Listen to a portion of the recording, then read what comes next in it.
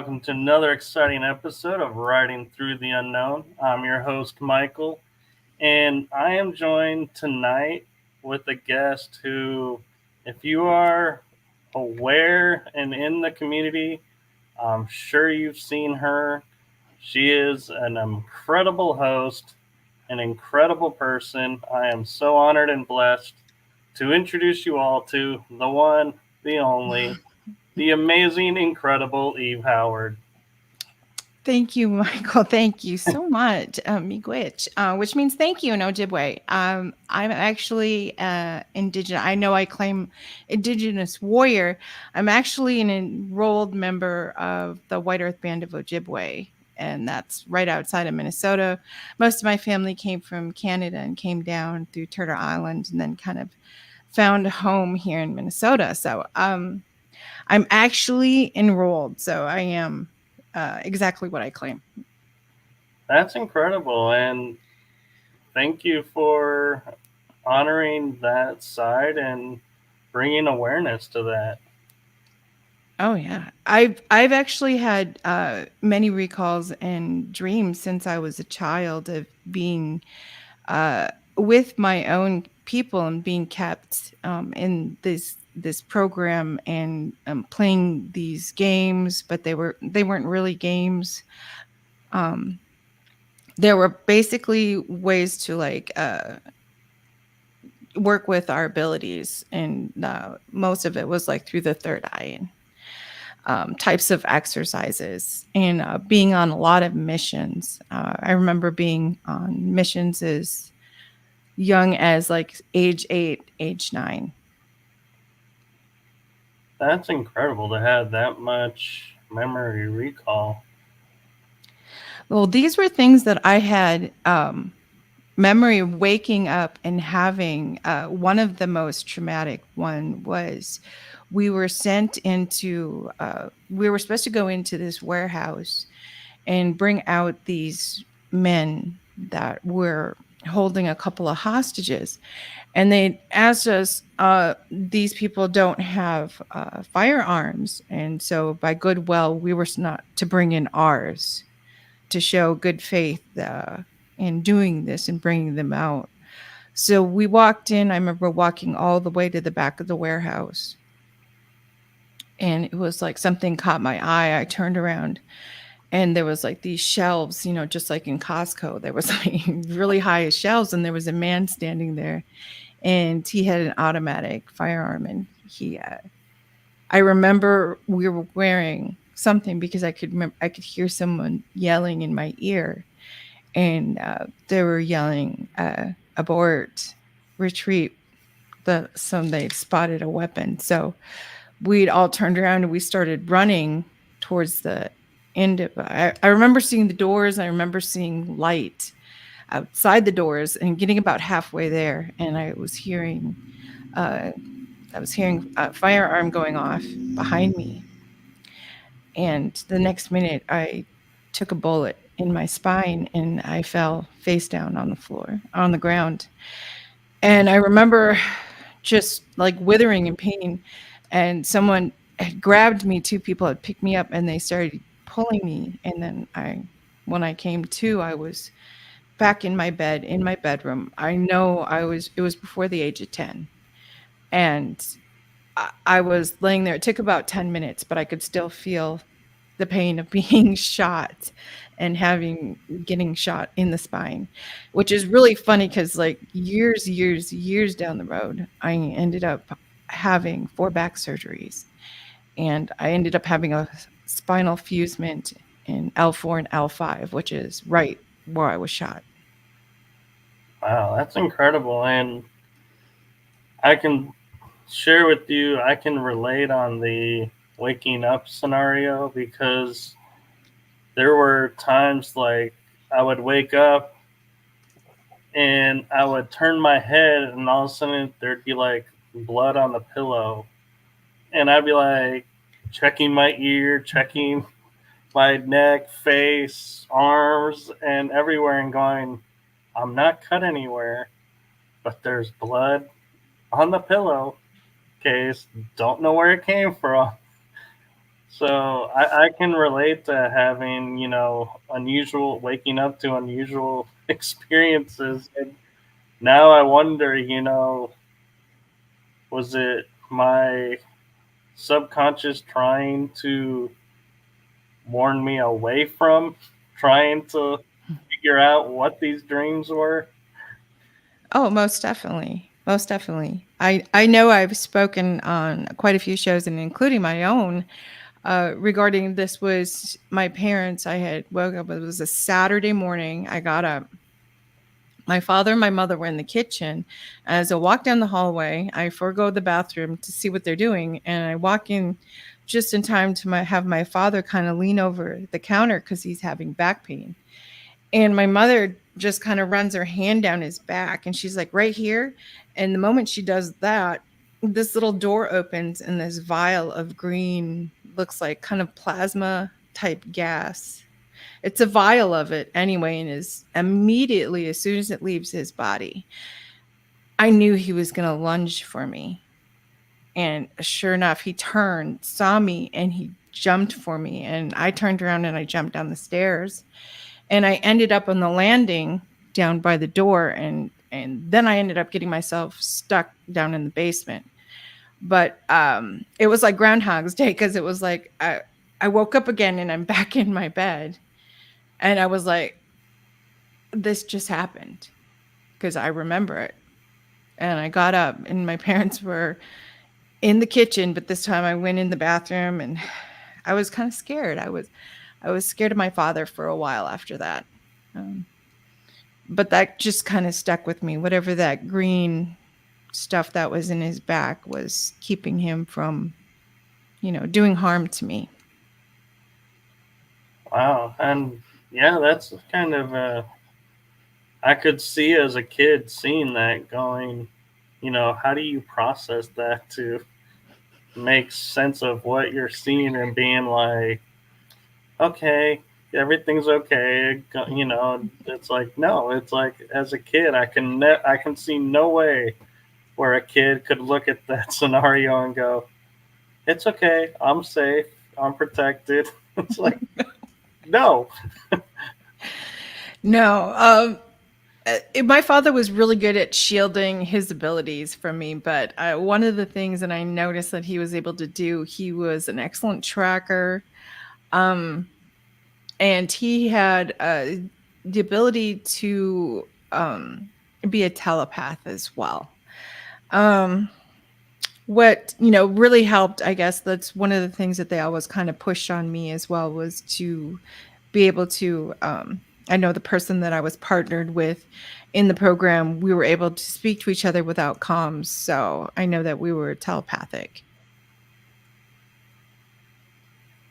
And I wonder with the programs because of what training we have and how it bleeds through into our normal lives. I amazed a friend of mine, and we were at St. Augustine at the mission, Fort Castillo, I think they call it, Mhm. and they were doing the firing of the cannon.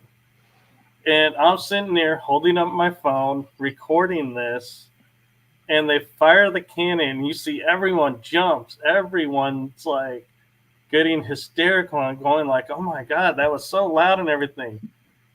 And my friend looks at me, and we go back and watch the footage, and he looks at me and he says, "How did you not jump? How did you not even move a muscle?"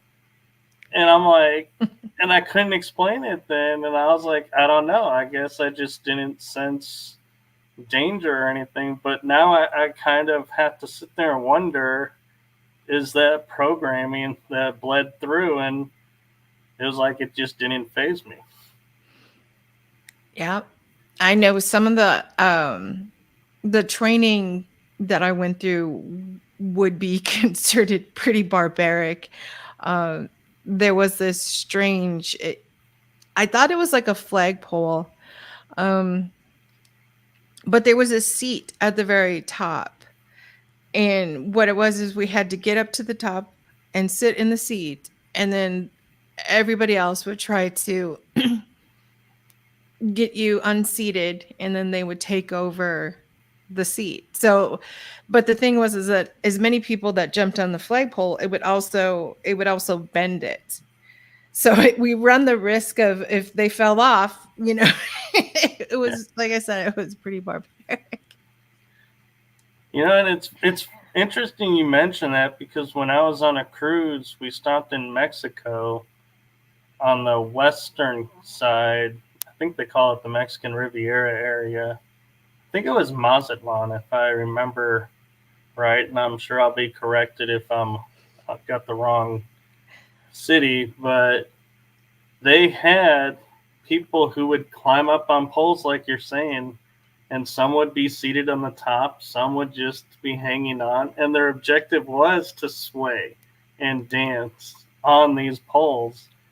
And I was like, when you were sharing that, I was like, I watched that in Mexico, but they weren't like trying to get each other off. But it's like, it's interesting. It's the exact, almost same style description. That's funny because I've never seen that ever, other than my recall of that memory. So hearing you actually validate that is saying that there is something like that makes me feel a lot better. So thank you for that. You're welcome. I Now, know I have some memories of certain people that my father worked for the BIA, which is the Bureau of Indian Affairs, and we lived on many reservations, moved around a lot. And I think it was, I had, was it a show? I can't remember who it was. And it was a validation that a lot of the reservations, they have a lot of the deep under earth type military installments on these reservations. And there are quite a few people that are very quick we know about them. We just, we don't say anything. well, correct me if I'm wrong, but when I was studying cultures, and I kind of did a side study from my anthropology courses of the Native American tribes, and I only use that term so it people understand I'm encompassing the entire area of North America, not specific ones. But the one thing I found in common amongst majority of their stories from the beginning times was either they came from the dirt, which would be inner earth and what we understand now, or they said they were created from the stars, which now we know means hybrids or star races. And so it's interesting how you, and when I say you, I mean the indigenous population, learn to encode that history and keep it in, and kind of in an odd way pulled the wool over everyone's eyes. And you're like, yeah, we're still keeping our identity, even though you think we've lost it. Yeah, I mean, even though my parents were brought up in residential boarding schools, uh, I was still very drawn to the traditional ways of my people. And the funny thing is, before I forget, we call ourselves Anishinaabe. And I've actually had that translated through a medicine man, and it was translated as light lowered from the stars.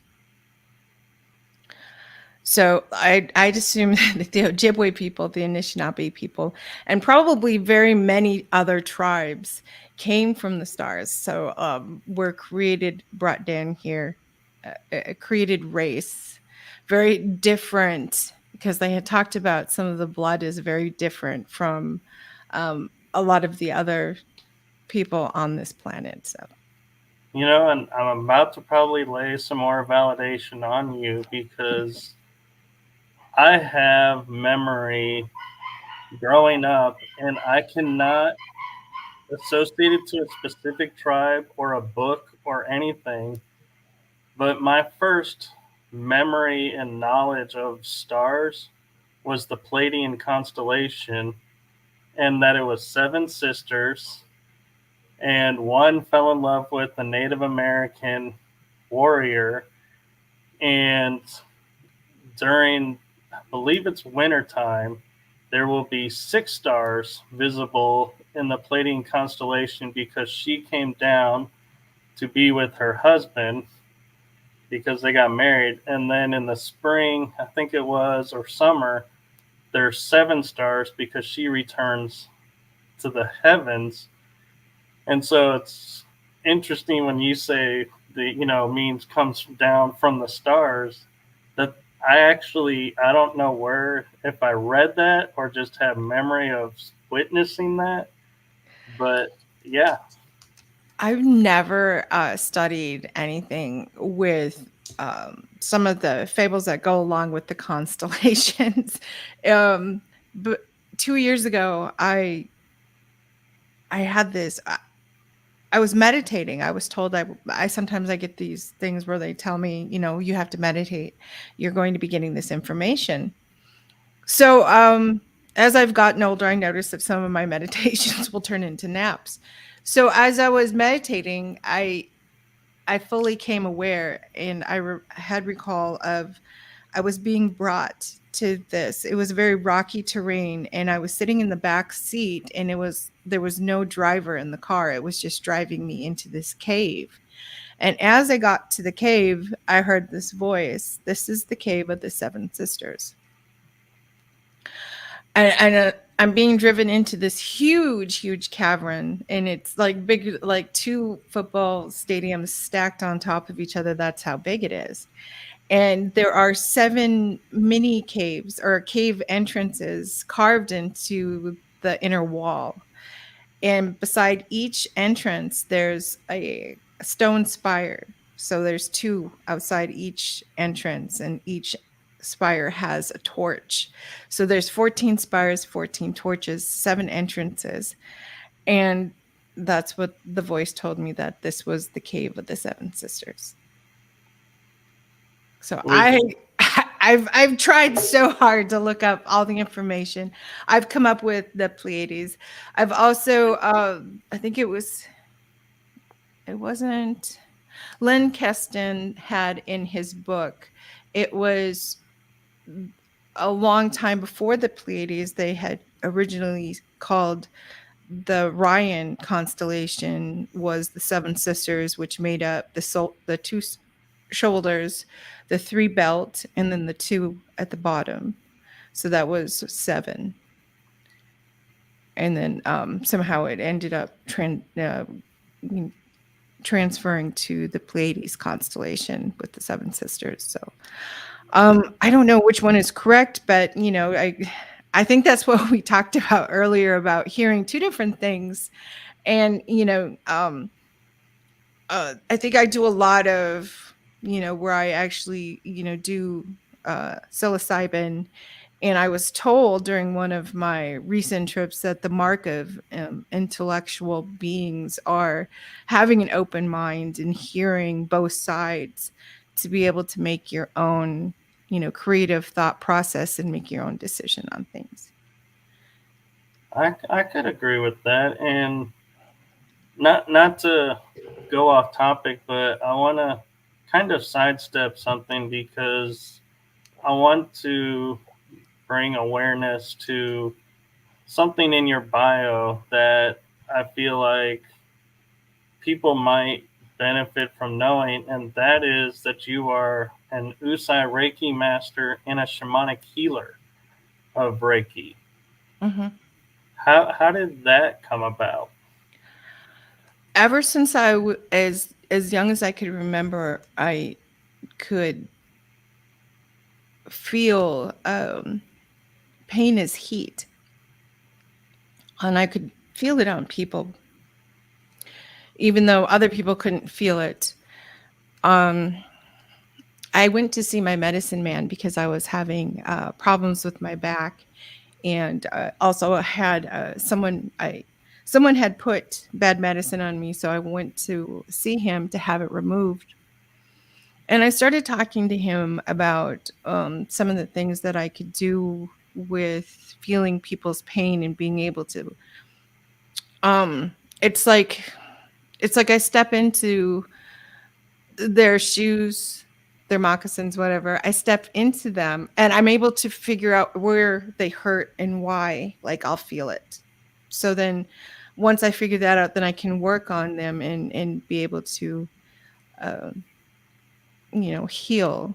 So but one of the things that I struggled with is I would keep that in. I didn't know how to release that energy. So I figured if I went in, I was able to speak to a Reiki master and she would be able to help me because my medicine man said he was going to help me heal and figure out how to let loose that energy, but he passed away. So I wasn't able to find anybody that I felt I could trust to be able to teach me how to do this. So I met somebody, she was amazing. And I ended up doing level 1, level 2, and level 3 with her. So I've reached the highest I can go. And I'm able to let loose that negative, because I guess I take in people's pain. I'm also an empath too, so that kind of makes sense.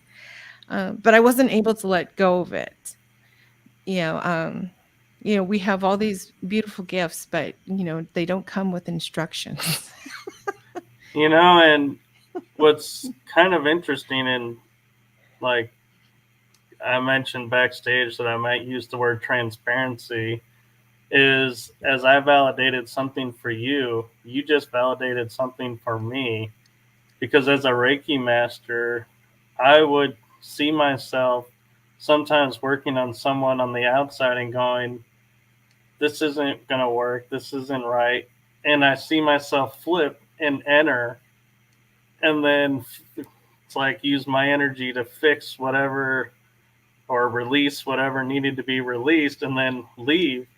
And I was like, I thought I was the only one. And I was like, is that not how that's supposed to be done? And so when you said that, I was like, finally, somebody else who does that. So I know I'm not doing it wrong.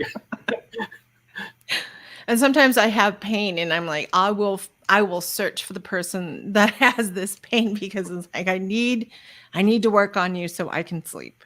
So and I've actually said that to a couple of people before. Um, I think one of the first things after I graduated level 2, I graduated Wednesday, and that Friday I was heading to Arizona and I was going to visit some friends that were out there. And I happened to look on Facebook, and there was a friend of mine that was on Facebook, and he was talking about that his wife had been placed in a coma for 3 weeks and had been on a respirator. She had contacted COVID, and they were going to remove her from the ventilator. Or ventilator, yes, ventilator, and take her off and allow her to pass on. And he was just frantic. He was asking for prayers. He begged the doctors, please just give my wife a couple of days. He didn't know what to do, and it was just like my guides will sometimes, it's like they nudge me and it's just like, say something, so I contacted him. I had gone to school with him, so I mean I knew him. We hadn't spoken in many years, and I said I'd like the chance. I explained well, I asked him if he knew what Reiki was, and he said, yes, I do. And I was like, well, I was just, graduated, and now I can work on people. And I want you to know that I've been doing this for a while. I just took the session because I wanted to work for this company, and they really wanted me to have some certification. It wasn't just enough to be, a shamanic healer. I needed more credentials, I guess. So I went to, I think it was that Friday evening or late afternoon. she was in a coma, and we're asked, to get permission from the person that you work on them. I wasn't sure how to go about it because she was, not conscious. So her husband gave me permission, but it just didn't feel right to me. So I started meditating. I meditated for about a good while before I felt like I was very close to her energy, and I was in this dark area, and I called her name. I, I don't know what I was expecting, but all of a sudden I hear this voice say yes. And I explained who I was, and I said, I went to high school with your husband, and he's asked me, to help heal, and I just need your permission before I go ahead. Do I have your permission? And she said, okay. And she was very tentative. What are you doing here? Type tone in her voice. And I started to work on her, and it was about half-hour session. Um, Ended it, and disconnected from her. Um, the next morning, as I think we're right, just about ready to hit Montana, I get this phone call from her husband, and he's like, I don't know what you did, but I'm going to be forever grateful. She's awake. And the doctors don't know how. Um, so it was a moment for me. I ended up stopping through and visiting them. She was finally out of the hospital by the time that I started my way back home. So I did get to go and visit with her, and we have pictures and stuff. But it's just a place in my heart for her, that was the first person, who believed in me and gave me permission. And, she's here today No, that's because of it. beautiful. And it kind of, in a way, makes me think about, because Reiki, the hardest thing for people that I witnessed going through the classwork was being, one, just a conduit, not controlling it or anything, and two, that they were not, having struggling with being attached to what comes of it. Are they doing it right? Are they doing it wrong? Getting in their head, so to speak. And I noticed, for me, I didn't really have that. It's like, at first I'd be like, well, I'm sensing this, but am I really sensing this? And then I'd be like, okay, let's see where this goes. And being open to it. And I wonder, like, you, in a way, not, and I'm not going and saying, this is programming coming through. I'm actually going to go a different route and say, is this because we're hybrid star beings, that we can connect to the energy, understand the energy more, and it like bleeds through our DNA, and they're like, the body just knows. And so we just have a natural knowing and a knack to it. I think, I mean, myself, everyone is capable of being connected and being as one. We just don't do it. We have our little bubbles, and we stay in our bubbles, and it keeps us from really connecting with each other. I don't, I kind of shy away from, just saying that, with my abilities, I feel like I'm, above everybody. We're all the same. We all have the potential, and it's all in our DNA, whether it's unlocked or it's still, Dormant. buried. Yeah. Yeah. It's there. Everybody. Yeah. And There are just I some didn't that mean are to just sound oh, like, no, no, no, no, no. I'm no, I didn't think that at all. I was just, saying that everybody's capable of it, and we're all capable of feeling that connection with each other that you feel when you're working on somebody, when you're connecting and you're healing. I think I, I don't think that I channel that much. I feel like I like to call myself like the charger that, you know, you plug into somebody and you plug into that universal energy, and I'm able to charge and hold that charge, and being able to use whatever abilities that, you know, that we all have, that I for some reason are a lot more prevalent with me than say others. So I don't know. I guess that's just the way that I look at it. No, But and that I love how you said that, because I think a lot of times that's what some of us are trying to say, but it comes out like I was taught in an organization, it comes out sideways. People take it wrong, and it's like, no, that's not what I was saying. That's not what I was meaning. But it's like, it's too late. The ship has sailed, and they're like, no, this is what you said. And it's like, that's how you heard it, but that's not what I said. right, you know, you can say one sentence in a room full of people, and everybody is going to hear that different. So I mean, don't take it upon yourself. You know, there are some people that are just so much better at reflecting, you know, and hearing something and saying, well, this is about me. You know, I mean, it may not even have anything to do with them, but you know, they think it does. So I mean, that's not your fault. That's something that other people need to work on. Well, thank you for that. And yeah, I struggle with that because even as a kid, I would always like, I was not the reactive kid. And I have memories that like don't make sense how I have them. And we actually coined the phrase, and I think I started it, and it kind of took on in our family as a little humorous joke, was I was floating around, because I would have memories of conversations people in my family had before I was born.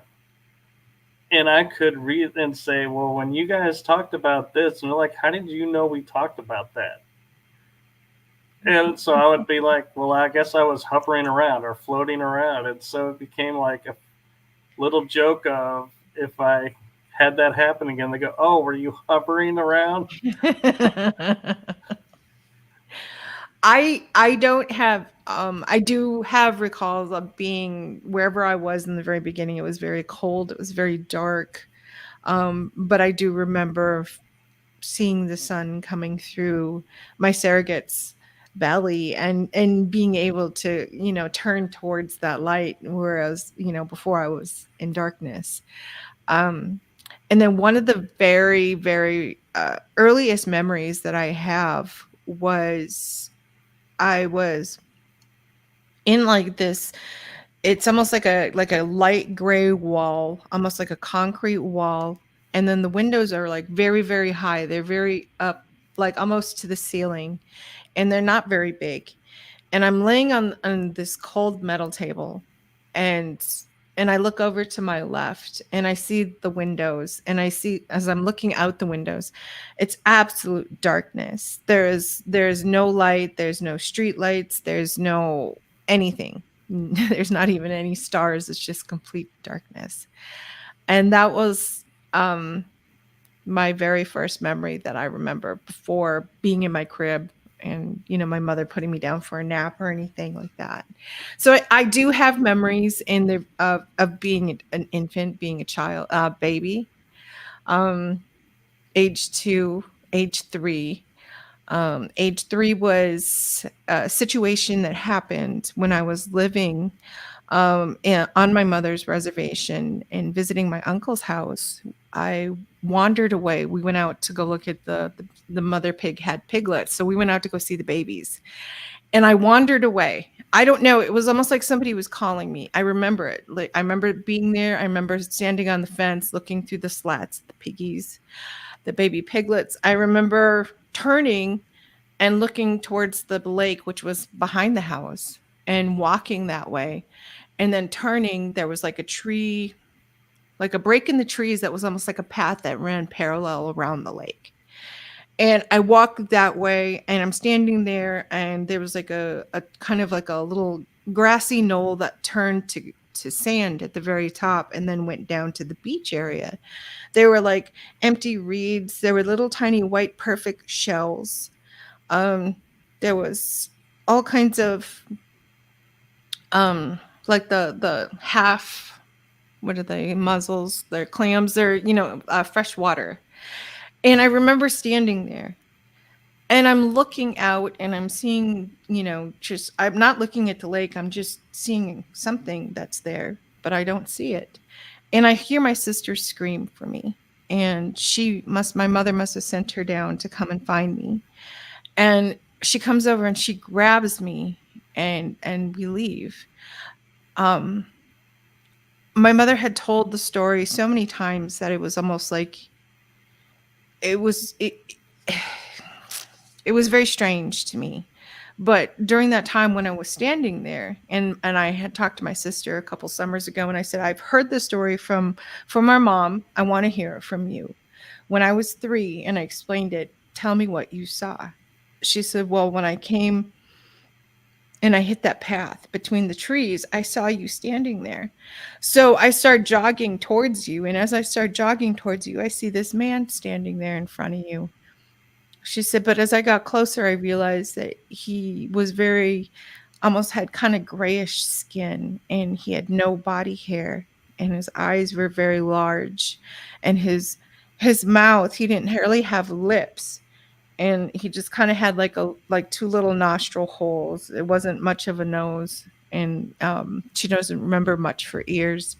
And she said at first I thought he was naked, but then I realized he was wearing like a suit that was very, very close to his skin. And it was almost like the same color as his skin. But she said he was standing there looking at you, and he was smiling, and you were smiling back at him. And I ran up, and she's like, I grabbed your arm, and I told him, get away, you can't have her. But I didn't say it out loud. I was thinking it, he was an adult, and you don't say anything. We were brought up not to say anything to adults. So she's thinking this in her head, and he turns and he looks at her like she spoke to him. And then he turned around and he ran away. But she said he didn't.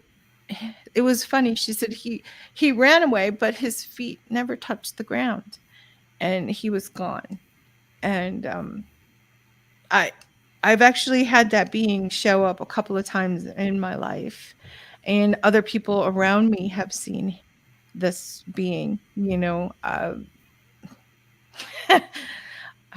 lot of things that happen on the reservations, and a lot of people don't talk about it. And I understand why they don't talk about it.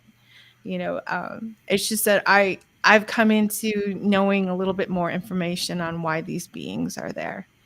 And why they make contact, and why they made contact with me at such a young age.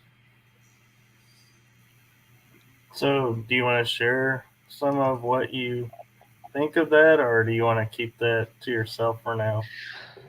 No, they followed me through most of my life. We ended up moving from there and moving to another reservation. My father got a job at a different reservation. We got a house. We were by a lake. And it was funny because my dad said he would see UFOs outside my window. And I recall going to sleep at night, and my mother said I had night terrors. And it was always the same night terrors. She said I would wake her up screaming.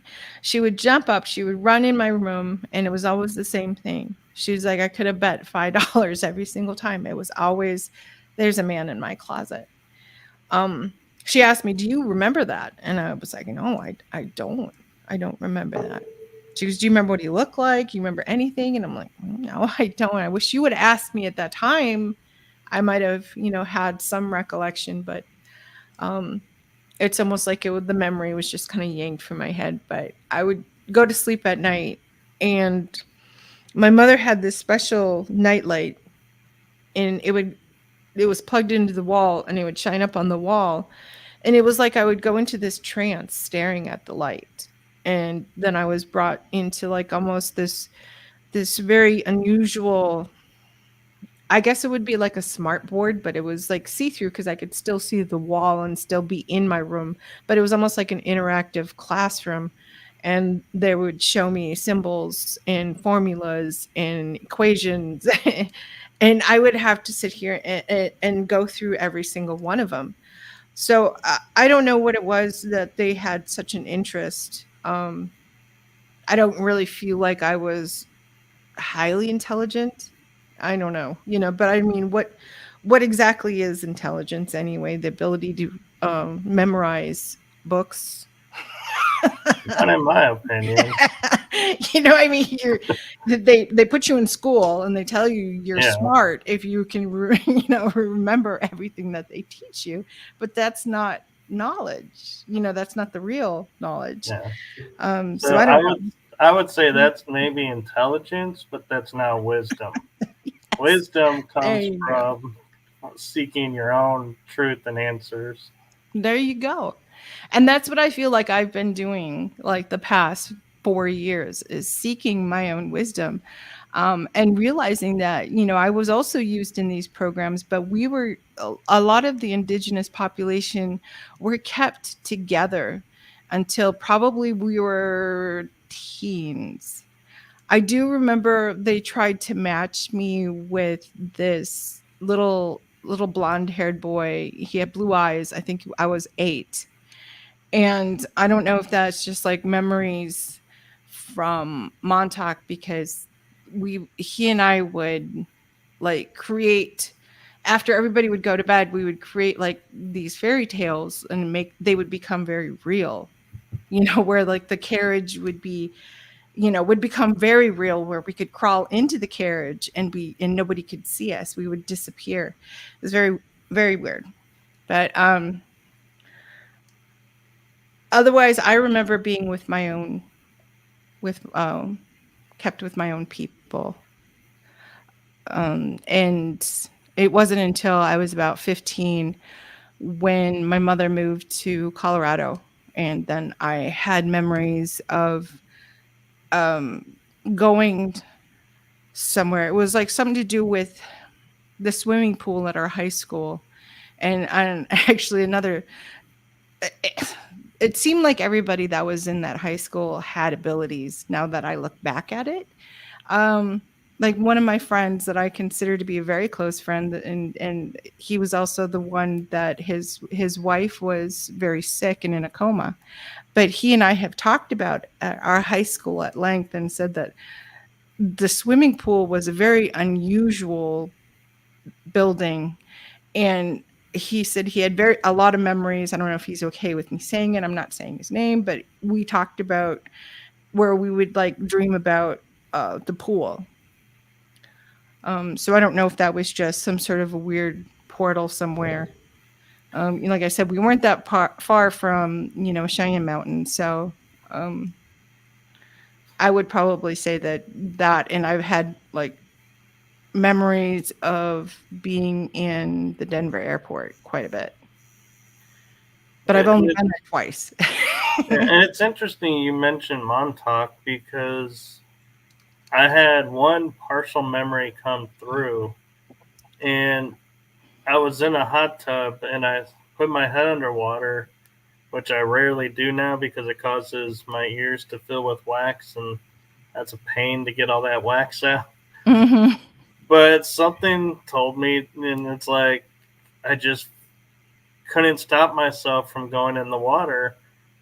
And I hear what sounds, you expect to hear the jets and the water pumps for the hot tub, but I didn't. It's like I was hearing water going through tubes.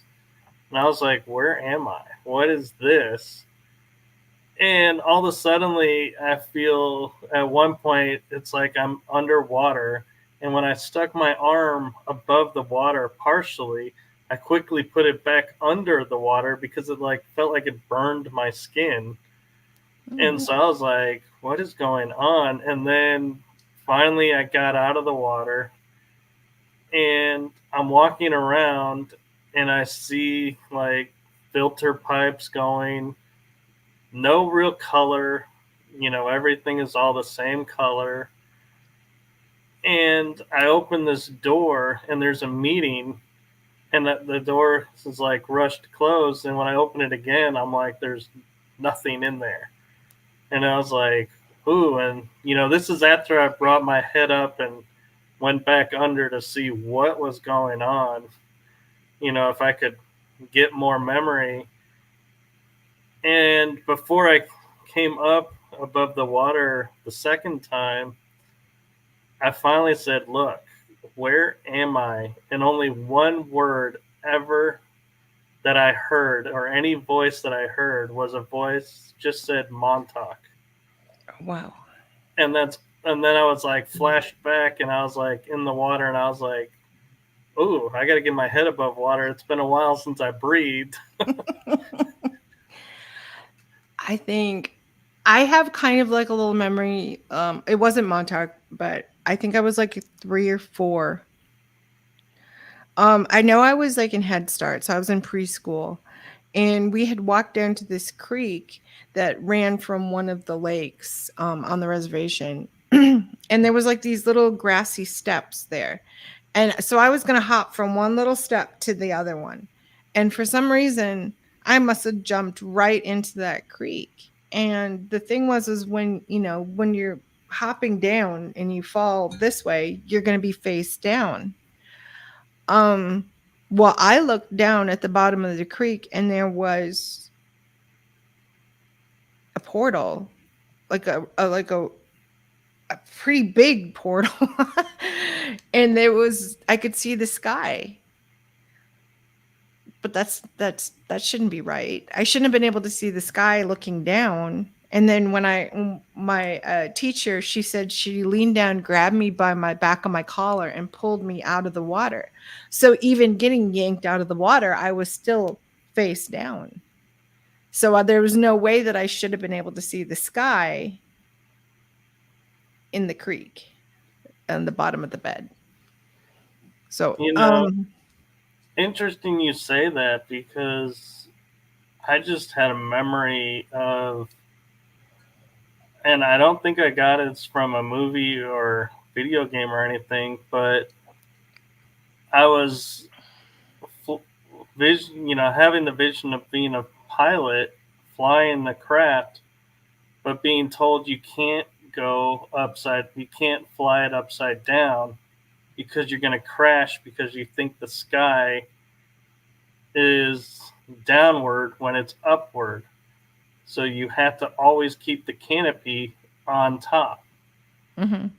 And I have no military training whatsoever now. And so it's like, as you were saying that, it's like all of a sudden that popped in my head, and I was like, why am I seeing someone teaching me to fly this way and never this way? I don't know. I do have recall, and this would have been probably after Montauk, so I don't know if it's like an altar, like a memory, but I was taken from there, or my altar was taken from there and brought to some school up the eastern seaboard, so possibly past New York and maybe even into Canada. But there was like a school, and we learned how to fly. And like one of the things, and this was flying without wings, jetpacks, boots, anything like that. It started out with levitating. And they discovered this when I was about 7 or 8. They had brought me to this. It was supposed to be like a dental office, but I didn't get any work done. But I remember being in the chair. They hooked this mask on my face. And the partition, the walls, it was almost like they used bookcases for walls from each chair. But I remember I started to levitate up, and then I was over the bookcases and flying over all the chairs, and there was nobody in the office. And I do even remember telling him when they came in, I was flying around. And they were like, "Oh, you were you?" But yeah, so and then they kind of developed that, and I do have lots of memories of learning to fly over the Atlantic Ocean, like flying over the ocean, flying over the waves, because sometimes it was, most of the time we were kept under such strict control. um so to be able to fly like that and feel the freedom, it was amazing. But I could remember just like feeling like not being able to get up a lot of height, or getting, going very fast, but being able to feel like the salt, like the spray hitting me as I was flying over. And it served a purpose too, because if you happen to crash and burn, you're hitting water. Right. You're not hitting anything, cement or asphalt or anything like that. Yeah, but water can be, if you're flying over it, it'll hurt when you smack into it. Oh, the water was already moving, so I mean, most you would have done was just gotten tossed around by some of the waves. But the whole thing was, most of us. Well, I know I had like a great fear of water since I was like a little kid, and I never could figure out why. My mother, she could not wash my hair because I refused to have her pour, cups of water over my head. I think my father eventually had to put me on the kitchen counter and then, hairdress style, like, pretty much, hold his hand there so I couldn't, the water on my face would traumatize me. So I'm guessing I was probably waterboarded a lot as a child. I remember like Halloween, seeing that big tub of water with all the apples would just put me in a panic attack. Because I was like, can't do that. I can't do that. Yeah. I remember seeing the movie Abyss, and they had the helmets, the Navy guys, deep divers, that had the fluid in there. And hearing them say, just relax, your Breathe. body will adjust to it, and it'll be like breathing when you were in the womb.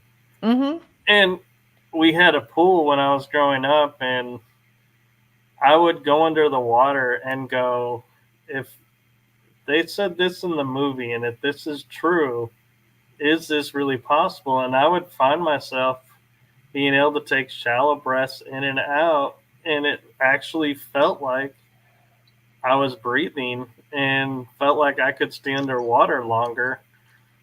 I don't know if I actually was staying underwater longer, but it felt like it. Yeah, there were special things that a lot of us could do that some of us others could not do, and they struggled with getting me in the water. I remember, I think I had recalls of being in like a troop, so like probably Girl Scouts, and I was sent to this camp, a swim camp, which is really weird because, I mean, I had severe water phobia. So I remembered the name of it and I looked it up, and it's an actual camp in Minnesota. So I'm not as crazy as I look. Just No, kidding. and it's funny how our memories work. Is I was telling my mom one day, and I said, I have all these memories of being underwater and everything. And she goes, well, did you know you used to be afraid of water? We couldn't get you in the water. You'd always be on the edge. And I was like, no. She goes, yeah, your uncle, her brother, grabbed me, put me under the water, and then brought me back up. And she said, after that, you were fine in the water. And I was like, I have no, it's like, I don't remember that. I just remember always being in the water, swimming underwater preferred. I could feel like moving faster underwater. But it's like, yeah, it's funny how our memories like so like erase specific things, and it's like they're made to be so fluid. It's like you don't even question this and going, wait a minute, that's an important thing that my uncle did for me. Why do I have no memory of it? But I remember swimming and being fine in the water. Yeah, I do too. I mean, actually last weekend went camping and went to the lake and swam. I still have trouble with like getting water on my face, but yeah. Yeah. And the water was nice and cold, so and it was such a hot day. It was a place that I had gone when I was a child, so or I had grown up there, so it was really fun to go back and to like, you know, experience all of the things that I experienced as a child because that was I had lived there for many years. I think for about 8 or 9 years. So I kind of like every time I dream about that place. That is my childhood home. Um, but it was weird. I went camped out in the woods. I was just like, I'm going to be totally sporadic about it. I'm not going to make any plans because I didn't want to be bothered. Um, I'm not saying that they'd bother me, but just sometimes I just don't like, they keep such track of us.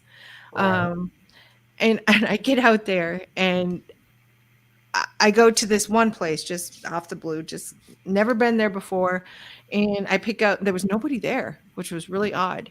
And there was only 6 spots there. And I picked the sixth one because it was farthest away from the other. If anybody else showed up, I'd be pretty far. And I get out and I walk over and I put everything down on the camping on the picnic table. And I look and there's this little army guy sitting there. I mean, not even just laying there on the ground or anywhere. It's sitting right on the picnic table. And it was just like, okay. So maybe, we're not as all sneaky as we think we are sometimes.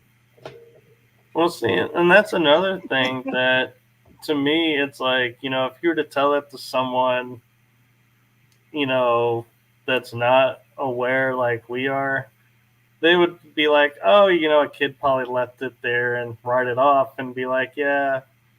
But it's like, our mind is like, wait a minute, that shouldn't be here.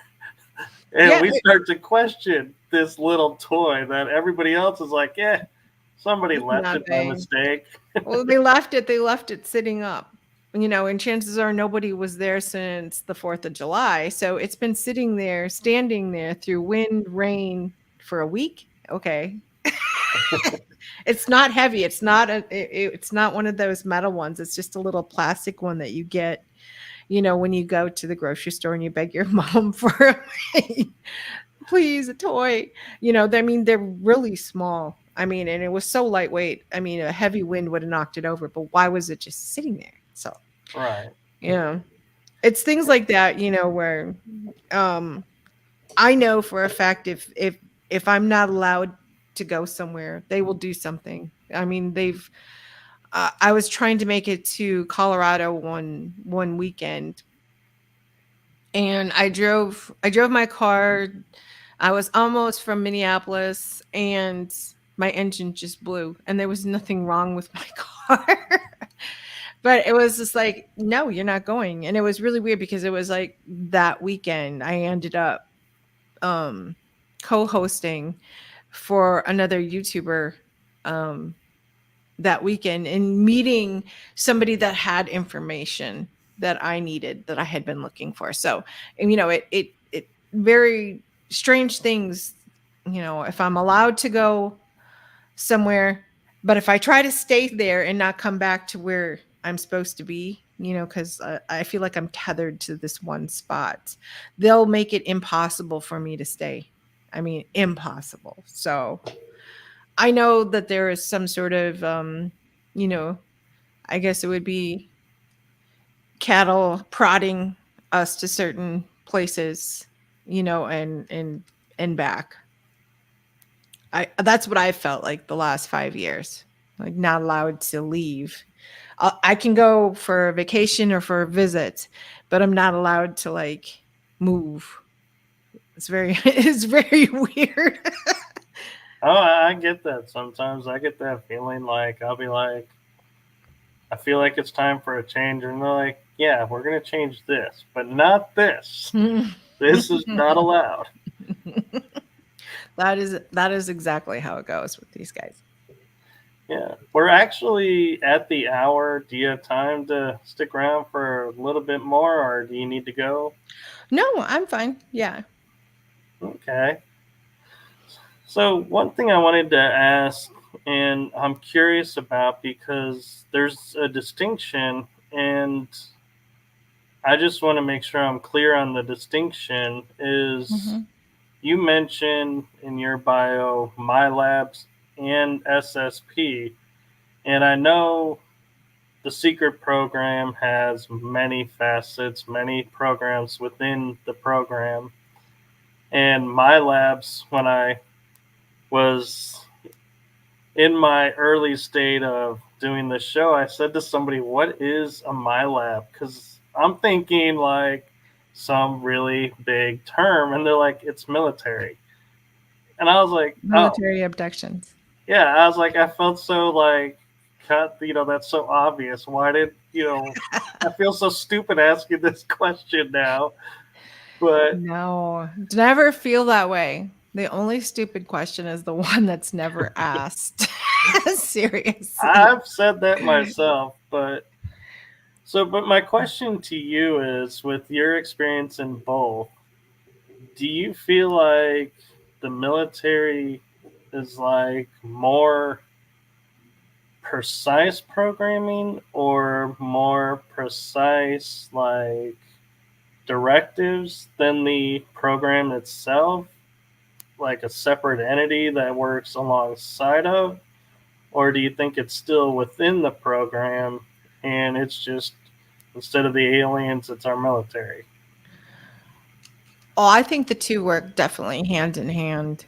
You can't find one without the other because they coexist together. You have one specific race that has the technology, and you have the other specific race that has unlimited subjects for, experimentation, study, anything like that, research. So, I mean, they just kind of go together. I mean, if you're going to ask me, do I have any specific memories of any type of aliens and working with aliens? No, I don't. I see what they do when they don't want you to remember it, they'll go in and almost digitally erase just a certain thing, but you can maintain the whole memory, but you don't see the certain uh alien that's standing there. Like what happened to me when I was 3, my sister saw it. I and I obviously saw it, but in recalling the memory and pulling it up, it's like it's digitally erased. um so that they do that with people that see things. Like one person will recall it, the other will not, so that the one person will say, well, when we saw this and we saw that flying saucer and that alien come out, and people, and the ones that were there, like, what? No, I don't remember that. I mean, Yeah. and it makes the other person that did see it feel like they're going crazy. I mean, there are certain things that they do, why they do the things they do, I should say. Right. And I was talking with someone about that and going,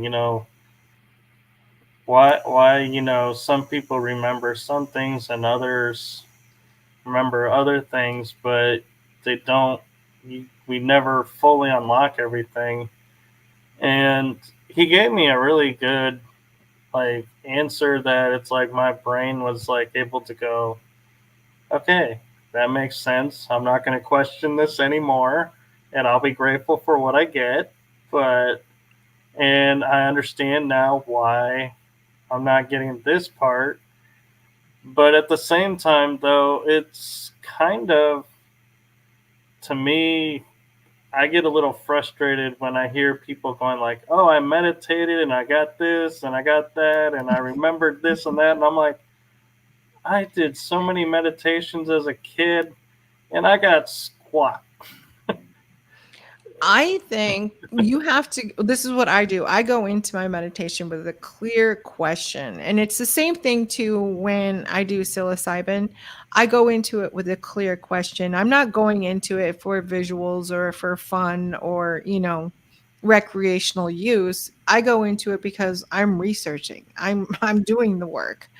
And I always have my question, and sometimes it gets answered right away, and then I got like 6 hours dealing with the rest of the trip. But I'm not going to say like every single time I'm successful. It's like when you're least expecting it, and then I'll have someone, hey, I mean, they don't go, hey, you need to go meditate. It's almost like they just kind of shove that idea into my head, and I'm like, I gotta go meditate. I'm expecting information. I mean, and I'm not disappointed. I do get the information.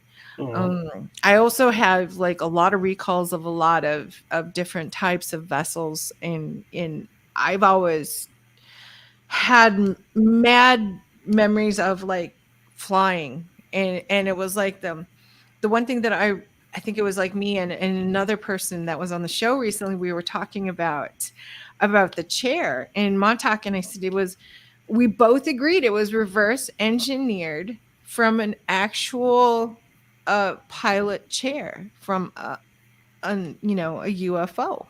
They had reverse engineered it, and they were trying to use it for their own, to be able to open up, and create things and do other things too. They were hoping that it would serve their purpose, is what they really wanted more than anything. All right.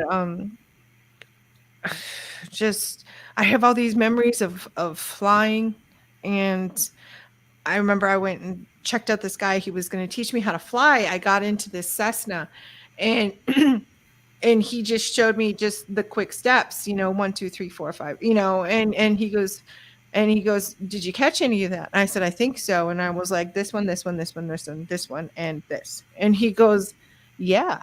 And I was like, maybe in a former life I flew planes.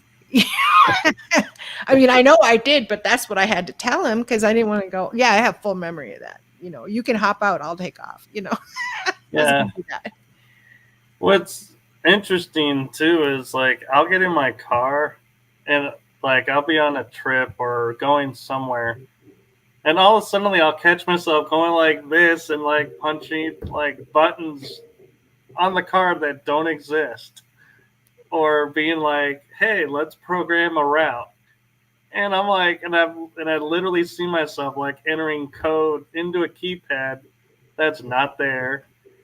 But the one that really got my attention, and a friend of mine was commenting, he was talking to someone who was in the programs listening to their show, and they were commenting their hand, because everything moves by hand. And I was like, I never paid attention.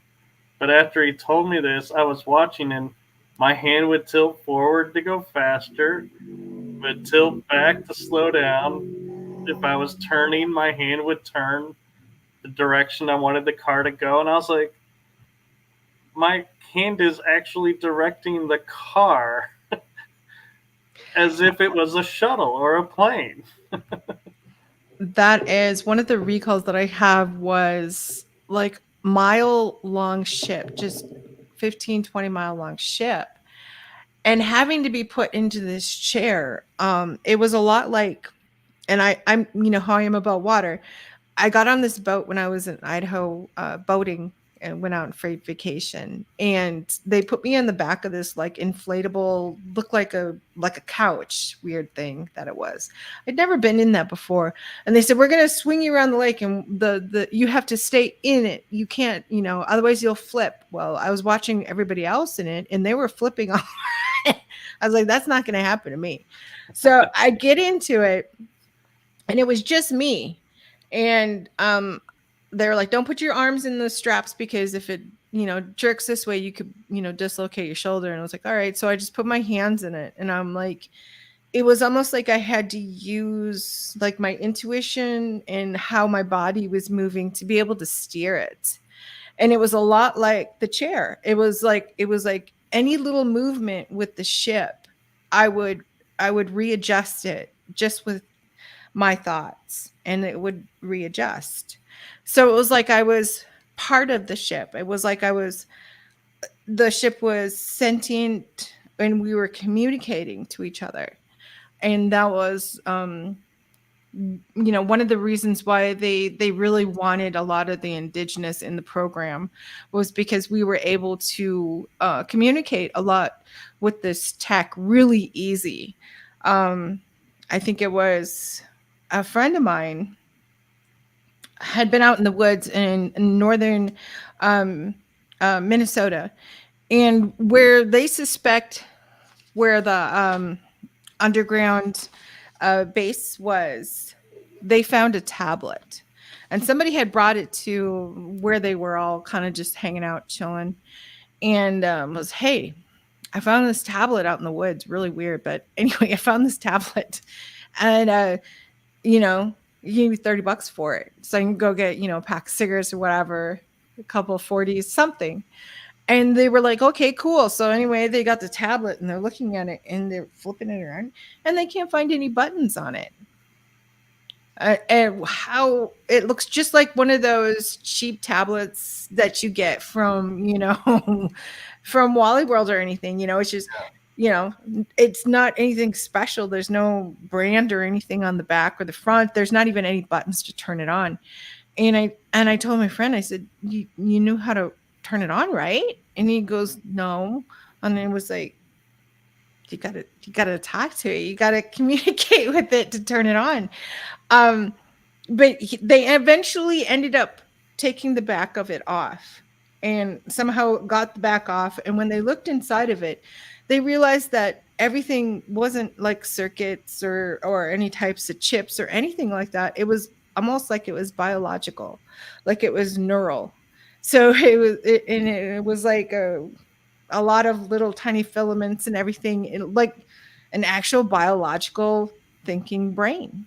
So that was I don't know what they ever did with it or what happened or who had it or if they ever got rid of it, but yeah, that was I thought that was an interesting little tidbit that they had found out in the woods, in the middle of nowhere. And I want to ask you about something, going back to like the car and having those bleed through moments like piloting. Every once in a while, I will see myself and going like, okay, things are getting a little iffy, traffic wise. There's a lot of different energies. And all of a sudden I'll go, okay. And it's like I put on a helmet and I'll go like this. And it's like, that's the communications. And sometimes I'll go like this to flip up and being like, no, I don't want the auto visor down. I want it up. And I'm like, have you ever experienced anything like that where you had to activate the communication that way or anything like that? I think I went to there was this it was like what do you call those headsets, like those AR headsets or whatever. The kids all play with them anyway. So we went and we were like, I had this headset on and we were playing different games, but basically anywhere that I looked, I could look at whatever a menu option I wanted and then just blink once and it would click on it. That's what I remember, is like having this completely cover my face, and leaving, an area here open if I wanted it. And then I could look, it's almost like a screen inside of it. And I could look at something and just like blink, and that would be almost like the mouse clicking on it. So that's kind of like the same thing a little bit, but a little bit different. But it was like inside. Yeah. And I remember there was like some sort of I had, was it on this side? I can't remember. There was like an implant kind of behind my ear. And even sometimes bothers me.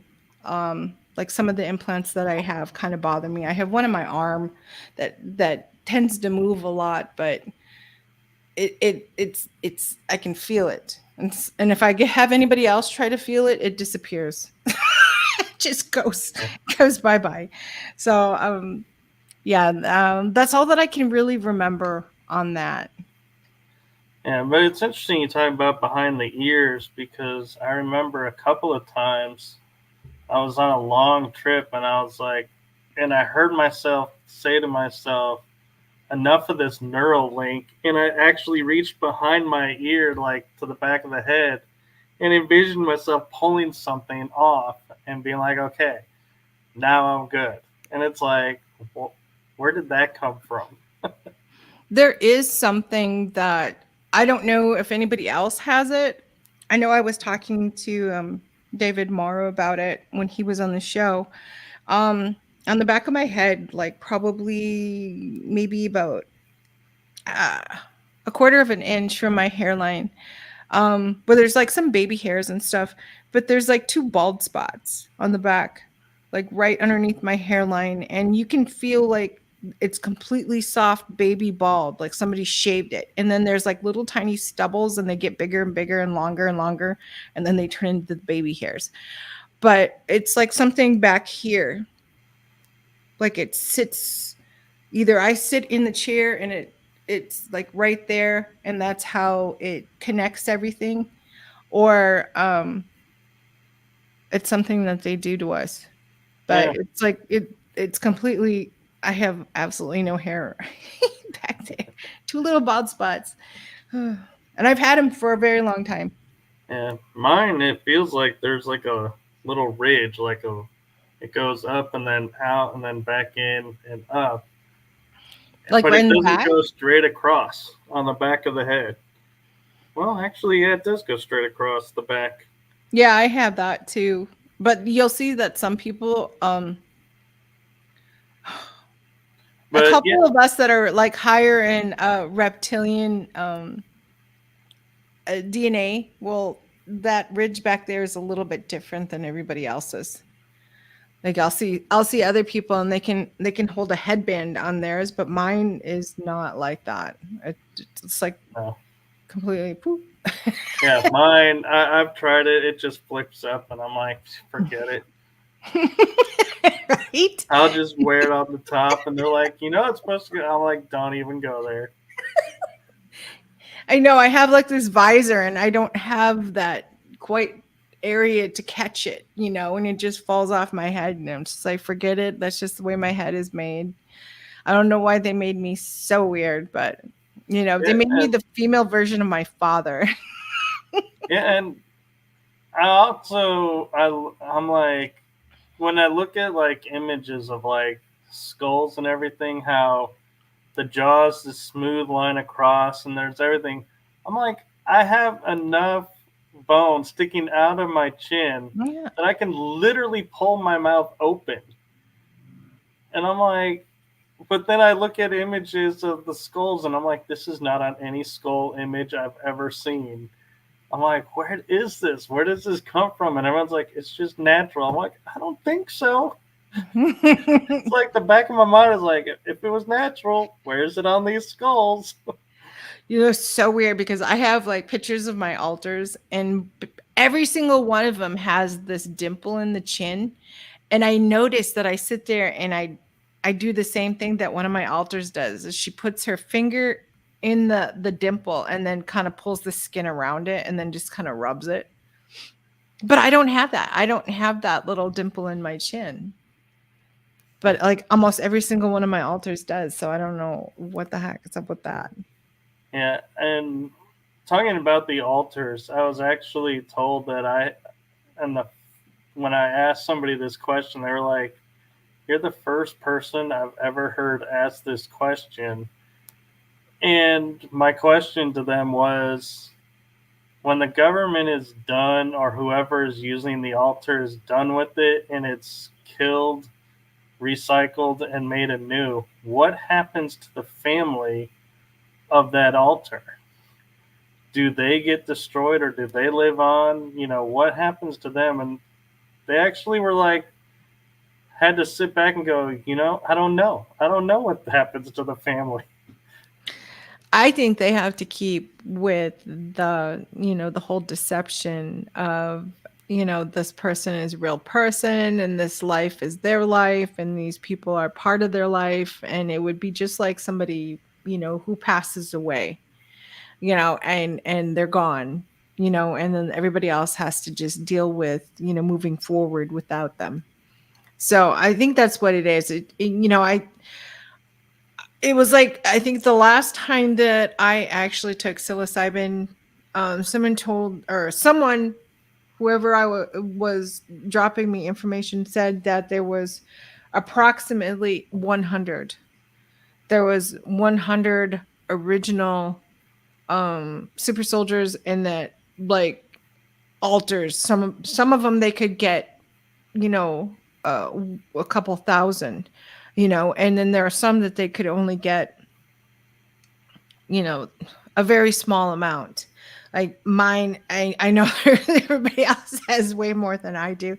And I was like, why don't, I mean, I'm not saying I want more. I'm just saying, why so little? Why is my number smaller than what others, have? And one of the things that, one of my siblings, or one of my family members that's in the program, said was that there was, one of my abilities is my strength to be able to protect myself. And they have to be able, to traumatize you and torture you to be able to fragment the into altars, into all these, I call them fragments, altars, splints, whatever you want to call them. But they weren't able to do that with me because of how strong of a person I was, even at a very young age. So they did something totally different with me and had me trust somebody. And then that person that I trusted, was able to turn on me and be able to get whatever fragments that they wanted. So that's kind of how it worked out with me. But yeah, there was originally only 100 actual immortals, or whatever you want to call them. Um, no, I wouldn't call them all created. Some of them weren't created. Some were. I've actually seen an infinity symbol on somebody that I suspected was in the program. And then when I went and I spoke to a psychic that was, also in the program, they said it was the mark of whoever created that clone body. They put their marks on them so that, they like an artist's signature. And it's interesting how you comment, you don't necessarily feel like their altars are different different somehow. And I've started viewing mine as, because growing up metaphysical, my mind translates things to, alternate timelines. I can wrap my head around that easier than there's a cloned version of me running around somewhere. And so I've started looking at it and going, okay, to make sense of this, okay, what timeline am I remembering? Which, version of me is this?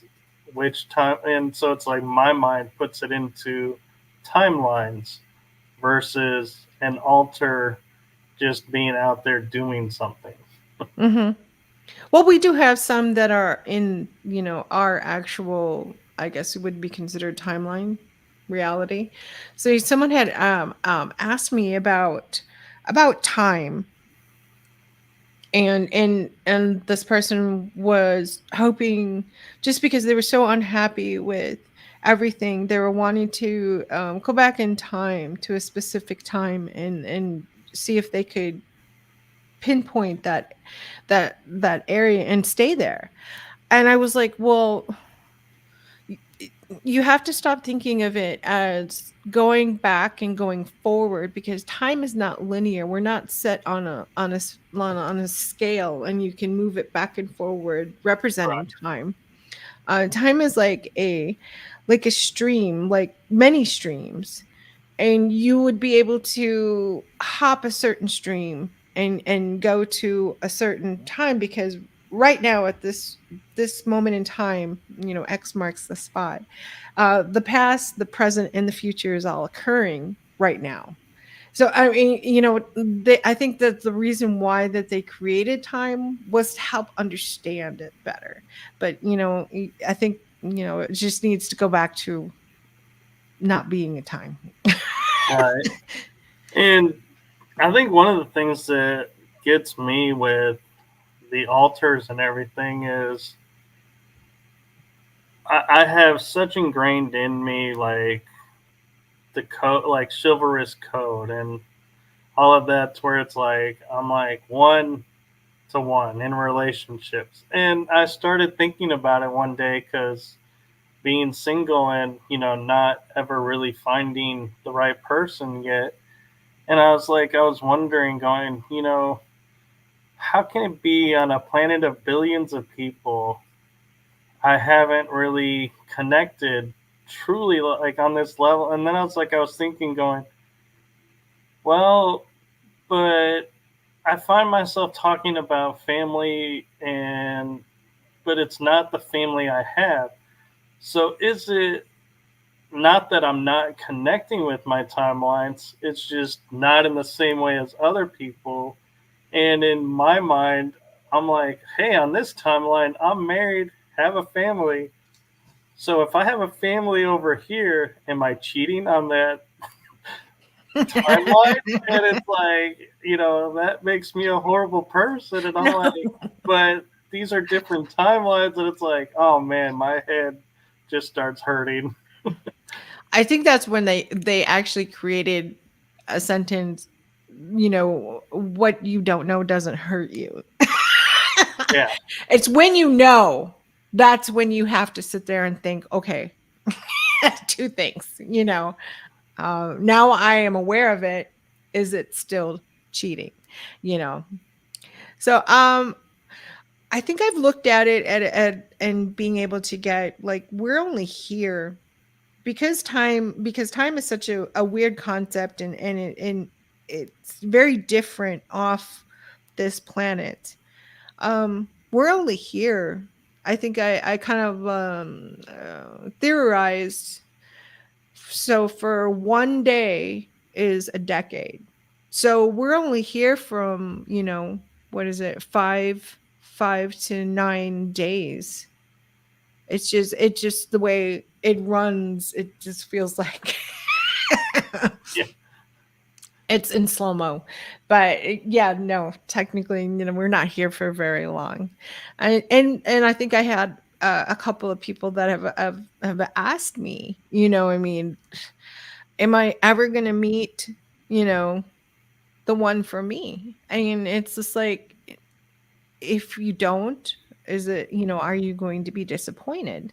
Because, I mean, you came here for a specific moment in time to complete or do something. And that might not include being in a relationship, and for that we're only here for 5 to 9 days. I mean, is it that big of a deal?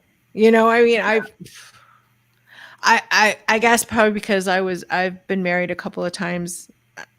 I look at it as, you know, getting to know the one person that I've never been in a relationship with is myself, and getting to know myself better. Um and I didn't look at it as being alone once I realized, how absolutely crazy, insane, and fun person I getting to know Yeah. you because you're always with you.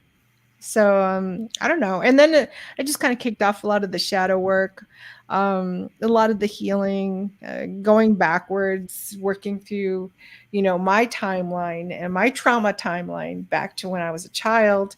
And I did all of that before I even realized I was in any of these programs. So I kind of came into it about as healed as I could get, considering what kind of family that I was Yeah. dropped into. Yeah. And I've been famous for telling people, like, they'll go, yeah, I'm trying to get into your head to understand things, how you think about things and everything. And I'm like, yeah, be careful up there because even I don't go up there. Yeah. It's And almost like you rewired. We did a little rewiring, and you think a little bit different Yeah, than and most people do. now when I think about it too, is like when people go, "Well, aren't you lonely being by yourself?" And I'm like, I'm not really by myself. I have alternate timelines of myself to talk to, so I'm never alone. It's like I have guides, loved ones around me, myself and other timelines to talk to now. I know. I have like animal guides, and sometimes when I see them, like sometimes it'll be the bee, or sometimes it'll be a wolf, or sometimes it's a bear, it's an eagle. Um, yeah, and then I also have animals of my own, and I've been trying to communicate, you know, telepathically.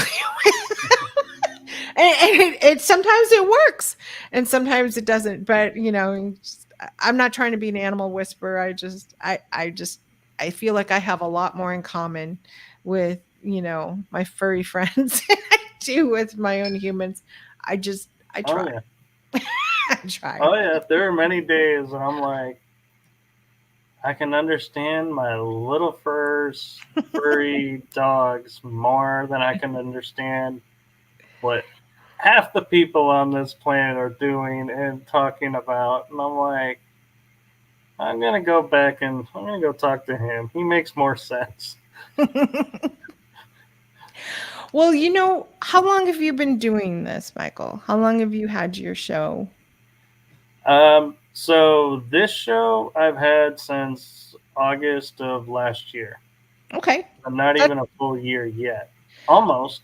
I'm almost at a full year too for mine. I think we celebrate. I went back in my first actual show that I dropped, episode 1, which was the SSP Roundtable. I dropped it on August 16th of last year. So that's Ooh, what I'm kind of going with our first anniversary date is August 16th. Um, I I actually wanted to, beat you by 6 days. I was August wow, 10th. August 10th. Yeah, I actually have quite a few. Is it? No. So I do have an anniversary guest that I booked for in celebration of our first year anniversary. I got to get the person's promotional pictures first before I can drop any names. I was hoping I would get them today, but I didn't. So um Right. I know how that is. I'm so excited though. I am totally excited Yeah. about it. It's going And to be a great one. actually, the ironic thing is my guest next week was my very first guest, Oh, who may I ask who? Brad Olson. Oh my gosh, I had Brad on just a couple of weeks ago. And Yeah. it was so funny. When we first started the show, and when I introduced him, he goes #1 of the first episode, and I went on a friend's podcast show, and it was their first live, and they're like, "Yeah, we're trying our first live," and I said, "Okay, my friend that did this on my show, I'm gonna do this in honor of you," and I go, "First live." I came on and I was teasing him. I was calling him the most interesting man in the world. So that's Yeah. what I introduced him as, and then when we were exiting the show, I was hoping I would catch, and then I left him a little meme on his, his Facebook. I enjoy him very much. Yeah, he's a great guy. Mhm. So, yeah, we are celebrating our first. One of the things that we do, it's declassified, so it is disclosure. But I also do like spirituality. S- People, I have people on that are like tarot readers, a psychic, mediums, channelers. I also have people that are, military, people that are in the SSP, people that have gone through like alien abductions. I have a doctor coming on this weekend who deals with trauma in alien abduction. So that's going to be really exciting. I I, just love it. I do. I mean, I'm not in this for the money, so I don't make. a whole, I don't make a bunch of money. It's basically a hobby for me. It's something that I love to do. So I started out co-hosting, and then moving into host was very effortless for me. So um I don't know. I guess I have that nervous quality where I talk and laugh a lot. I don't know. I I think it's great, actually. just natives and indigenous are just we love to laugh. We love to joke. We're always joshing around, and I'm not saying that we have our moments of being, stoic and silent, but most of the time, as I remember growing up, was a lot of laughter in the family. Oh, that's great. And yeah, that's one of the things I like about watching your show is just the uniqueness and authenticness of it. That, yeah, I mean, we tried our best as hosts to be professional and dignified, and there are moments where it's like you just gotta cut loose, and it's like people see it and they gravitate to it when you can pull it off at the right time and the right moment. I think it was one of them was with Stephen Popiotek, and I happened to like either take a drink or something, and I choked. And I remember I was like, I'm gonna have to have my IT guy like take that out. And Steven's like, just leave it in.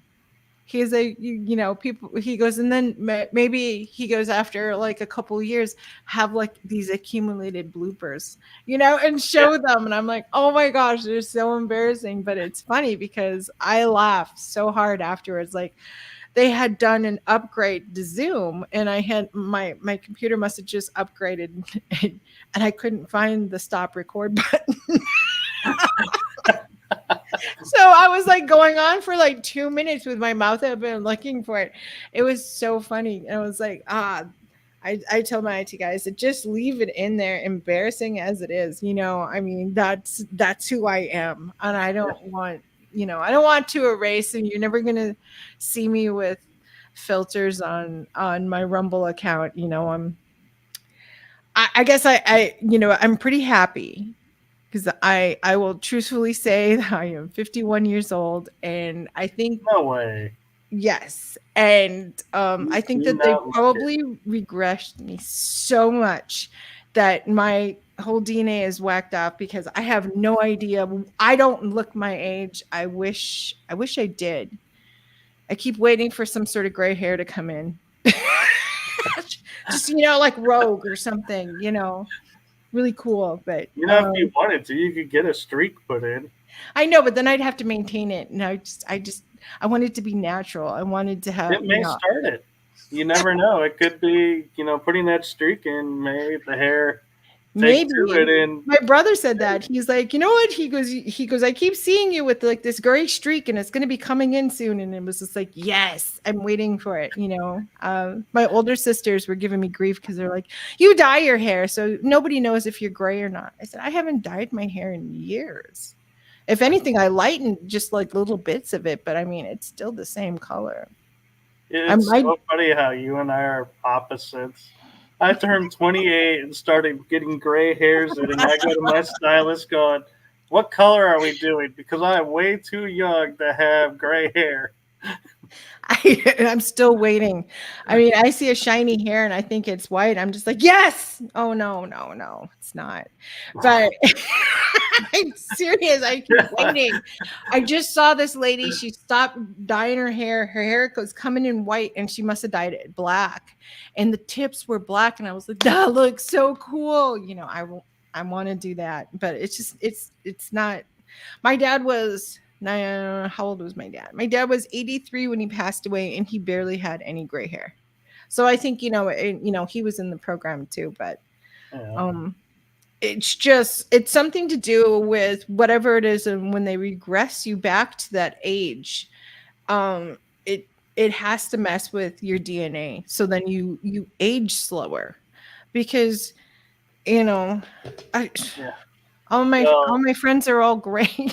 I'm so jealous. My nephew really gave me the shock of my time when I think I was 27, 28, and I picked him up, and I was like one of the first times really talking with him where we were at the time, and I said to him, and I kid you not, this is literally what he said. I was like, "So, how old do you really think I am?" And you're expecting a kid to throw a number out there, so I'm all set, for a number. You know what he said? You're ancient. I was like, oh my God, where do I go in life from here? I went from teenager to a young adult to ancient. That's okay. My son, I remember my son. No, he's my Marine. He got out of the Marine service not so long ago, but he was like, he goes, Mom, he goes, I'm doing this report for school, and I need you to help me. And I said, okay, what do you need me to help? He said, I need you to be totally serious. He's like, tell me exactly what the dinosaurs were like. I was like, wow. I told him, I was like, you need to go ask Grandma. So I sent him over to ask my mom. It was like, but kids, they just say the craziest thing. You never know what they're going to say. No, what's funny though about us being who we are, if they had said that to us and being today, we would have been like, oh, well, they were walking around on two legs. The four-legged thing is not necessarily true on this, and they had a tail for balance. And be like describing the reptilians. Hell yeah. You're like, oh yeah, here's your dinosaurs, kid. Yeah, I'm led to believe that, what we're finding are dragon bones. We're not finding dinosaurs. We're finding dragons. Well, they're saying like the raptors we all thought were scale, and skin actually had feathers. Oh yeah, because a lot of the birds are like the old, they're DNA from the dinosaurs. Yeah. But I don't know. I had this weird recall. This was probably maybe last fall. And I'm like in this room, and I just happened to look over, and there's this white dragon. And it was really weird because it was almost like a cat dragon. It had like these little paws, and it was like, how cats kind of sit like a cat loaf.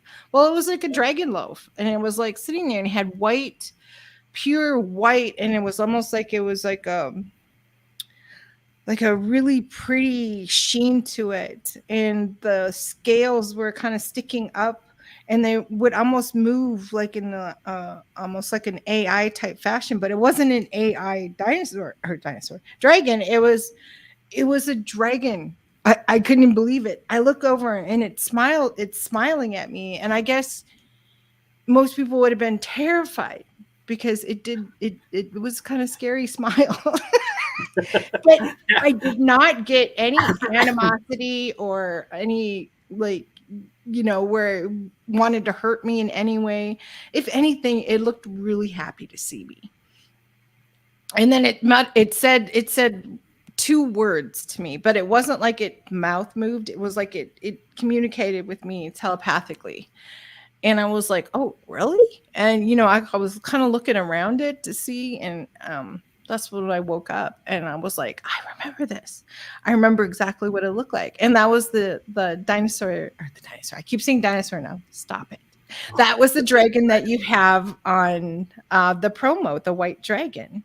Yeah. So that was my dragon. I don't know why I feel like that dragon and I know each other and trust each other and love each other. So no, and what's amazing is I have, and when we were talking about it, and you were like, this is going to sound strange to you. And I was like, I remember saying to you, no, doesn't sound strange to me. And the reason is like, I remember one trip going to my great aunt's, and she lives kind of in the country area, or she did. And so there was always this one stretch of highway, and it was late at night, and there's no lights on it whatsoever, pitch black.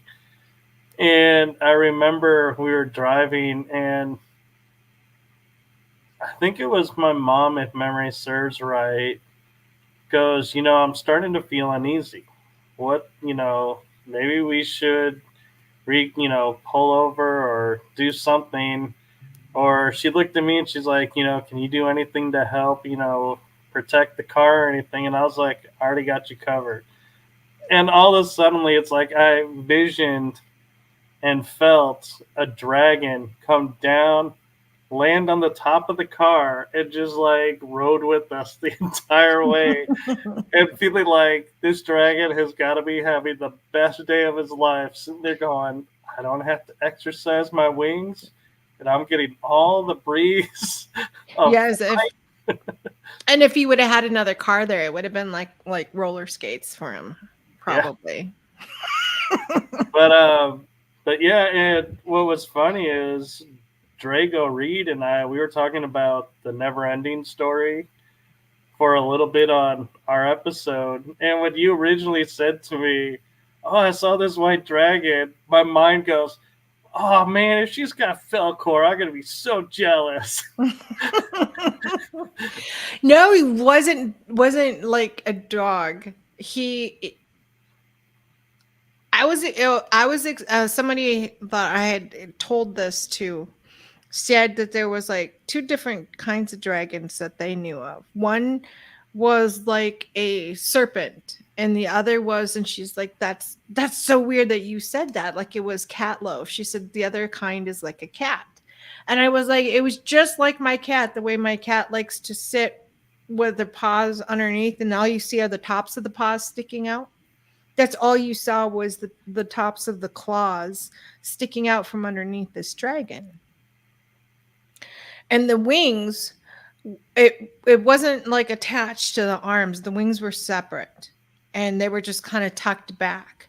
Like this dragon was trying to make itself as small and what's the word? Not very aggressive, but it was like, trying to look very sweet and nice. I was trying not to scare me, but I wasn't scared.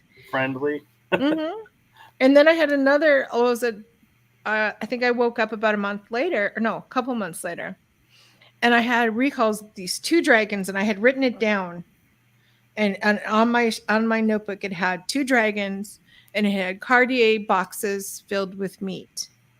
So there were these blue Cartier boxes, and they were given as like offerings to these two dragons. And for some reason I was taking the tops off of them, but I took a top off and it was like a European badger that was in there and had been steamed and placed inside that box so that the dragons could eat it, so that it was nice and steamed and in a pretty little box.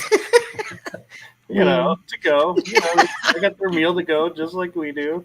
I have such weird dreams, I swear. Well, I don't think they're dreams. I think,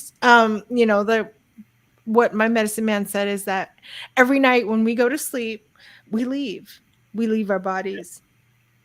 And he was telling me, he said, he goes, what did he call it? Like a dream walker. And he was like, you need to put your medicine bag, on you, like tuck it into your shirt or whatever, or pin it to the inside of your pajama top. He's like, because it has to stay as close to you as possible, because when you leave your body at night, there are things that want to jump into your body and take over. And he's like, and you have to be very careful. So yeah, I think it was last December I left. I went, there was like I was talking to Susan Long. This is so funny. And she noticed in the video that I was telling her, I was like, this is a weird area in my bedroom. And I was kind of showing her and she was like, there's a portal there. Well, we took all kinds of weird pictures and contrasted it. And sure enough, it was a portal. But that night I went through it, got sucked through it. And then I was flying around the city that I live in. And then I was like, oh man, I need to get back, because what if somebody wakes up and finds me gone or something, so I flew back. But yeah, I've flown around the town that I live in quite a few times. And even before I realized where anything was. I was seeing signs and then finding it again when I was awake. So I know that they weren't dreams. I was actually flying around. Now I don't know if I was flying without a body or if I was just subconsciously, my essence was flying around, or if I actually had a body or what, but it was like during the day or early in the mornings. And Yeah. I walked right through. I lived on the third floor and it was a brick building, and I got up. I remember getting up. I had just moved into that apartment because my mattress was on the floor. I got up off the floor. I walked over to to the wall, and I walked right through that wall. And it was like a weird, almost like a weird frequency. I could hear it like when I was going through, and it wasn't like I was just walking through a curtain. It was almost like I had to concentrate really hard to walk through that brick wall. And then I just flew away. And so the next day I went outside and I was looking up at where I would have walked out. There was no patio, there was no porch, there was nothing for me to walk out on. So I did just walk out and fly away. I It's funny you say that about sleeping, because when I would travel with my exes or their families, I would pull my ex aside and go, okay, this is going to sound totally strange, but when I'm asleep, do not wake me up, because it'll hurt and I'll be freaking out for a split second and I don't know what I'll say. But just understand, because I travel at night, don't wake me up because I don't want to slam in my body. And then, of course, they all look at me like, what the hell are you talking about? But it's that's like, yeah, that I is know one of exactly the what you mean. hardest conversations to have, because you're being all serious and they're looking at you like this is hilarious. And I'm like, it's not. No, I know exactly what you mean. I mean, the first time that I was actually experiencing out of body, where I would wake up and I would be on the ceiling, pushing away from the ceiling, scared. I'm like, how did I get up here and how do I get down? And then I would just like, it was almost like it would be snap. And then I would be like on the bed and it would be daytime or like, morning or whatever.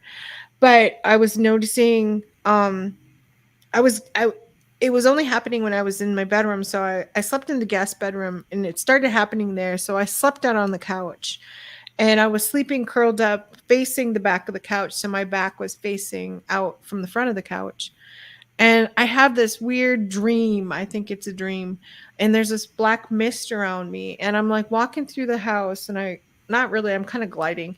And I'm gliding through the house and I go through the kitchen and I turn. And as I turn right into the living room and I see myself laying on the couch with my back, kind of curled up. It was a love seat. So I was like really small, curled up there. And as soon as I saw my body, it was like someone just yanked me as hard as possible. And I just flew across the room and I hit my body and I woke up. And I was like, oh my God, I just saw myself. I was so freaked out. I went and got in my car and drove across town. I was like, I'm never sleeping again. Yeah. But yeah, I figured out what was happening after that. And then it became a lot easier to be able to go places, and I would find myself leaving my body and going up in flying with eagles, looking down and seeing all these walleye in the lake going in the same direction that this line of eagles and I are flying in. And it's beautiful. It's very freeing. And I enjoy flying. I mean, not I don't think I think everybody can fly. I'm not going to sit there and say that I'm special, because I've heard other people can do it too. I think everybody's capable of it. I think everybody is capable of healing other people, capable of healing themselves. It's just kind of like I'm here to just kind of help nudge it. And I do have a Reiki business. It's on Facebook. It's called Rising Spirit. I think it's like hooked onto my Facebook. So if you go into my Facebook, you're going to see Eve Howard. You'll see me wearing, my headphones, my podcast headphones. And there's going to be all kinds of links, for my TikTok, for Instagram, Rumble account. Rising Spirit Reiki. I also have it on Instagram as well. I do heal. I just, I think I've been just focusing on the podcast more for like the last year. I would like to be able to enlarge my client base, because um, I do so much, and I help people that that are dealing with PTSD or borderline personality disorder, which is also trauma based, and working with vets and working with people that are in the SSP and helping them to be able to heal. I've worked with animals. A lot of people have come to me for their dogs, for helping them heal. I had one targeted individual that was the dog was also suffering from some sort of almost like a radiation type. So I mean, I had to work with the dog and heal the dog from whatever it was that the person was going through, and it was affecting, their domestic pet. So I mean, I work with children. I worked with my own as well too. I had anxiety. I do a lot with what I've gone through. I've had PTSD. I've had trauma. I've had anxiety. I think I was dealing with a lot of depression when I was taking antidepressants, and when I stopped taking all types, I'm not on any type of prescriptions or anything, and I realized I was like way healthier. I mean, I have really low blood pressure normally. My body temperature is right around 95.9, 96. I don't know why it's so low, but doctor says I'm like hypothermia. I'm like, no, I feel fine. It's interesting you say that, because my normal temperature is like 99, 100.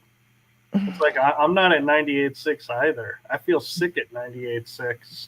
Oh, if I'm running a fever if I'm at 99, I'm sick.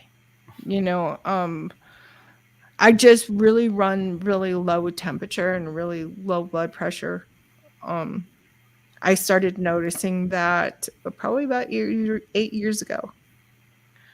So I think I quit drinking in it'll be about 9 years now. Oh, wow. Has it been 9 years? Yeah, 9 years.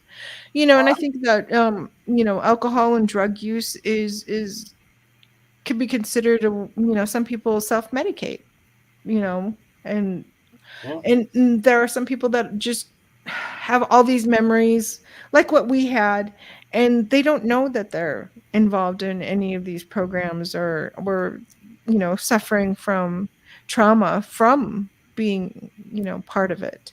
So I guess that's probably why I'm willing to like have anybody contact me if they have questions, if they need help.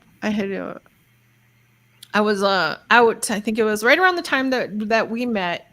There was this one lady, and I just kept looking at her picture, and we weren't friends or anything. And I'm like, you know what? It was like my guide just kind of pushed me.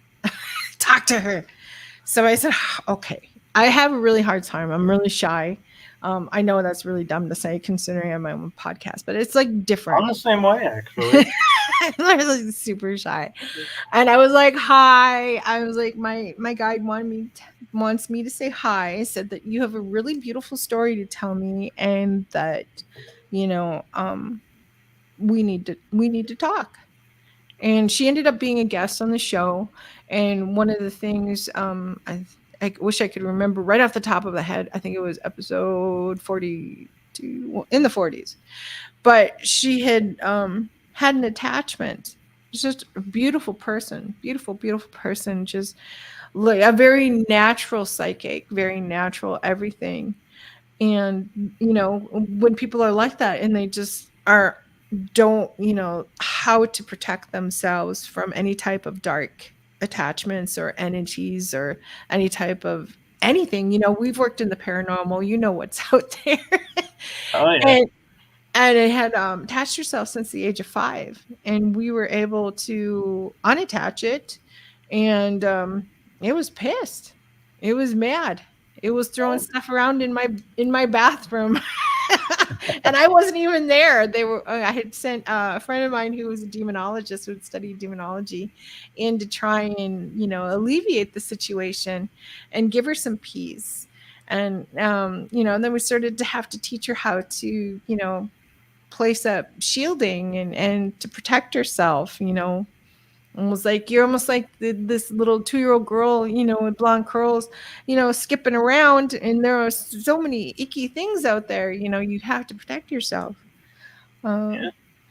Yeah. So We're definitely gonna have you back for an episode 2. Oh, thank you. You honor me. You really do. I really appreciate this. This has been an amazing experience for me. I've been on quite a few shows, and I have to say this one definitely, feels more to me, just very natural. Like we've met before, and I don't think we have other than tonight. So No, tonight was our first meeting. That's right. Like face to face, so to speak. And then you're going to have to come on my show. Anytime. I'll be happy to. That's fun. Okay. Well, what else did you want to talk about? Do you have any questions for me or anything? Well, actually, if you can believe it, we have been live for 2 hours. I see that. Doesn't feel like it. No, it doesn't. I was like looking at it going, there's no way it's been 2 hours. Wow. But we'll definitely have to get you back on and everything. And it's been a pleasure and an honor to have you on as well. And thank you for what you do. Of course. I'm just saying, for all the people that I've come in contact with that have offered a piece of themselves, so that we can put the puzzle together. And that's what we're all here for. I mean, there are some people that are not true, and they're just here to sell a story. But you can't put too much stock into people like that. They've watched every single episode of everybody else talking about and it makes me sad, because I don't, my story is free. I want to be able to tell my story, because I want it to be able to have other people that say, I've had weird things that have happened to me my whole life. And, and that's how I started. There was just so many things that were just unexplainable. And it's interesting you say that, because I warned you about this backstage before we started, and here's another one of those moments. And transparency to everyone watching this, I had actually said that to her before we came on the show, that I saw her show, read her bio, and was like, I needed you to come on my show to share your story. And then to hear you say you enjoy being out and sharing your story, it was like, wow, it was so cool that I picked up on that. Yeah, because there are most people that do podcasting, prefer to be on this side of it, and don't do shows, and I like to do them. I do. I really feel that people have to understand that indigenous people, they've just been used in the programs for so long, for so many years, just generations. And I think a lot of it, they just self-medicate, drugs and alcohol. I mean, I did for many years, because I was traumatized, but I had no idea why. But once I figured it all out and started putting it together, I've had a lot of my own people come to me and ask me questions, and I have memories of serving in the military that I have no record of. So I mean, it's prevalent. It's just we've been told not to talk about so many things, Right. and I want to remove that and say that it's okay. It's okay to talk about some of the things that if you feel that what you're saying is helpful to other people and can heal, then by all means talk about it. And that's why I've come forward, where a lot of my own people, choose to stay silent and not say anything. I'm just hoping, more can step out at the shadows and to be able to say, yeah, I have I'm pretty sure that I've been in these programs as well. Yeah. And also, in transparency, I would like to point out and honor you in that I reached out to you, I think it was a week ago, and was like, I have a cancellation next week.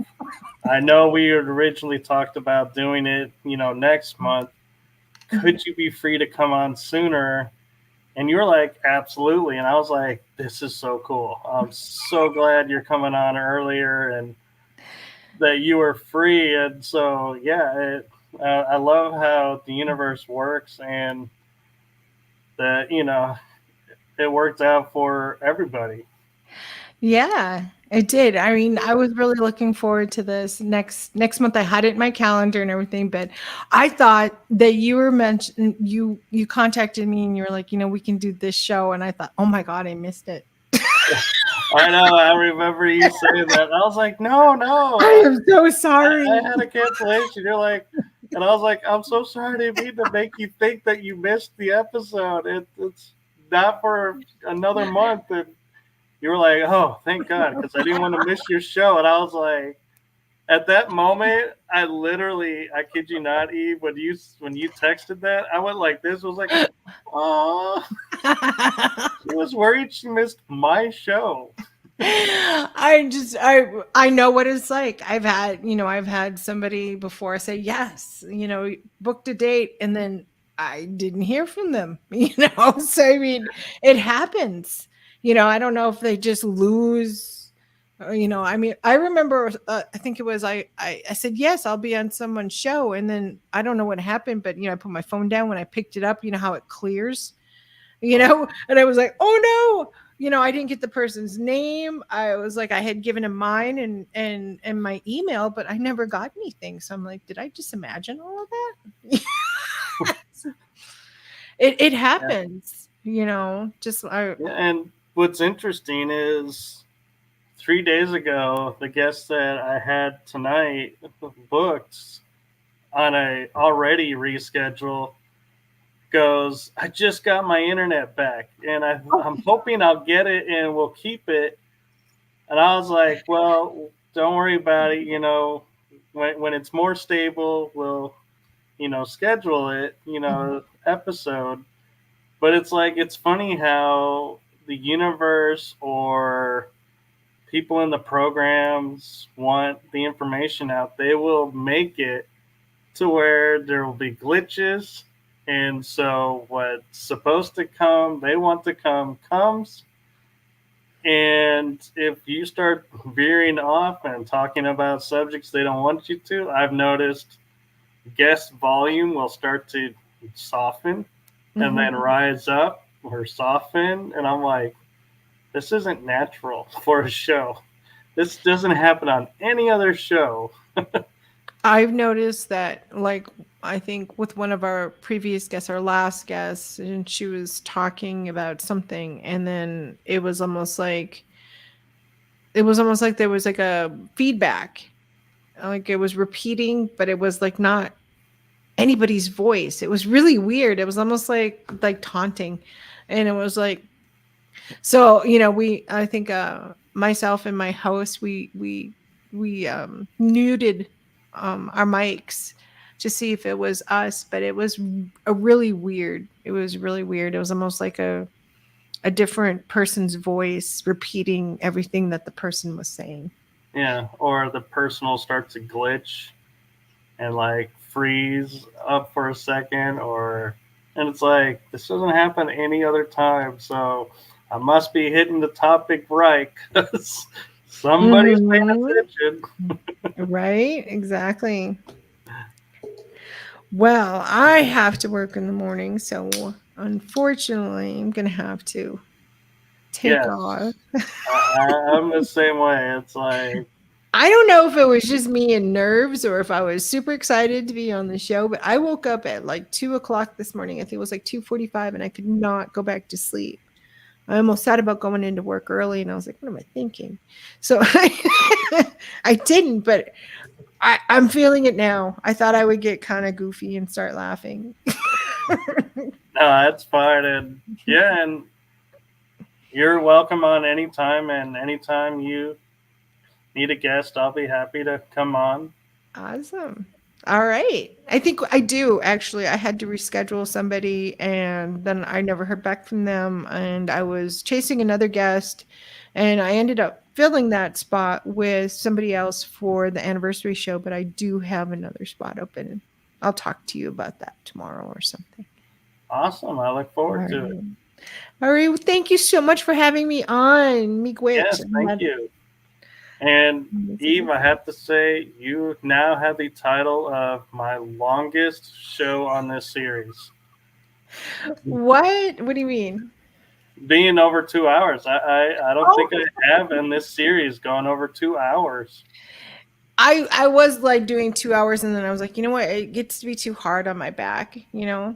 So I started cutting them down to an hour, but now I'm seeing some of the guests are trickling over. So it happens. So again, I'm on Facebook, I'm on Instagram, Rising Spirit, or you can look up Prime Declassified. I'm on Rumble. I haven't put it anywhere else. I do have a YouTube channel, but I just don't put anything on there because, you know, you say the wrong word and it's over. And actually, what's comical is before the show started, I normally air on X.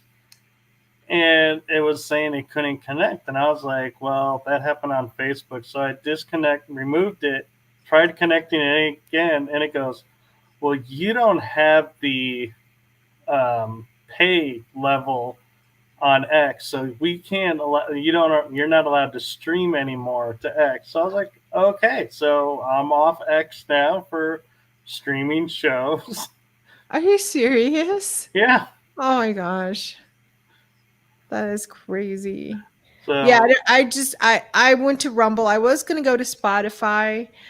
We still might download some shows onto Spotify because I do have an account there. But so far it's just Rumble because I you know, everybody on my show is free to say whatever they want and, you know, swear whatever, say some of the trigger words that, you know, YouTube and Facebook don't like, and that's Spotify hasn't said a word about my show. Yeah, I know, that's why I was gonna try and, you know, hook it up more. I love it there, but we'll see. But anyway, thank you so much for having me, Michael. I really appreciate it. I'm gonna have to go now. Yes. As I'm famous for saying to people, we're done with the Irish goodbyes now. I'm Scottish or partial Scottish. So am I. Are you? Yep. McDonald is my Scottish last name. Mine was Cornyn. The Red was my ancestor who Robert the Bruce nicely killed to take over guardianship of Scotland. Mm-hmm. So, you know. I have no idea what my family's for. Being guardian of Scotland, I guess I can claim Scottish heritage. Oh. The Guardian, I like that. Yeah. All right. Well, sweet dreams and have a wonderful night. You too. We'll do this again. Yes. Thank you. Have a good night. You too. All right. Bye. Bye-bye.